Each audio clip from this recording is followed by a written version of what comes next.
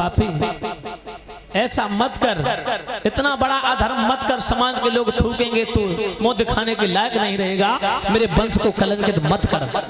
रुकम कहने लगा नहीं पिताजी, शादी होगी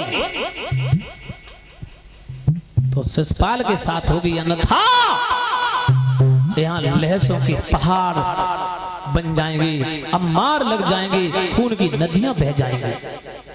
भीष्म बेचारे गर्दन झुका के निराश हो गए, क्योंकि पापी के सामने किसी की चलती नहीं। और जब दुष्ट का विनाश का समय आता है तो बुद्धि भ्रष्ट हो जाती। विनाश कालीन विपरीत बुद्धि, जब इंसान का माता बहनों विनाश काल का समय आता है तो उसकी बुद्धि खराब हो जाती, बुद्धि भ्रष्ट हो जाती है। यज्ञपति जी रुकुम घमंडी था, क्योंकि जरासंध उसका मित्र, भूसर्वा उसका मित्र, दुर्योधन उसका मित्र, दंतवक्त्र उसका मित्र, तो जिसकी जैसी संगत उसकी जैसी रंगत। तो संगत से हमेशा अपने बच्चों को बचाना चाहिए।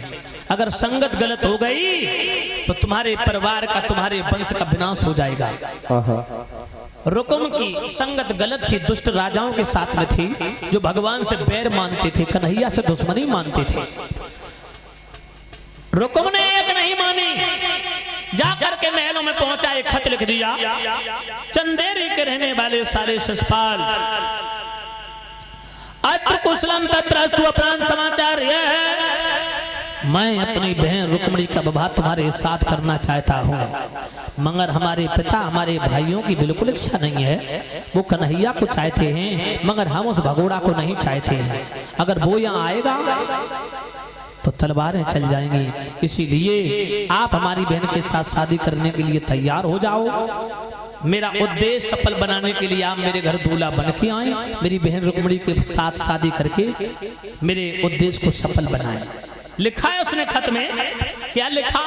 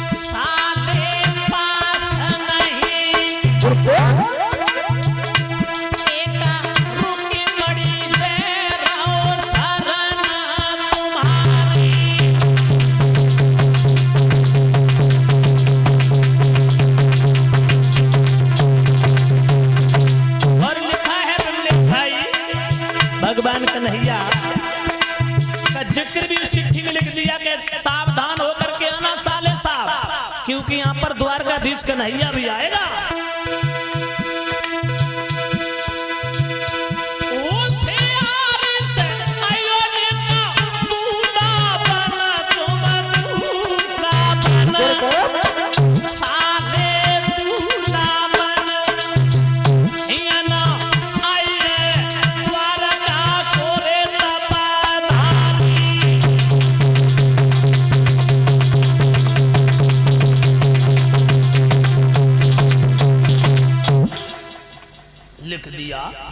आना तो आना फौजों को लेके, लड़ाकू जवानों को लेके, क्योंकि यहाँ पर कलही आएगा, विवाद बढ़ेगा, विवाद बढ़ेगा, युद्ध होगा, युद्ध होगा तो फौजों की आवश्यकता पड़ेगी।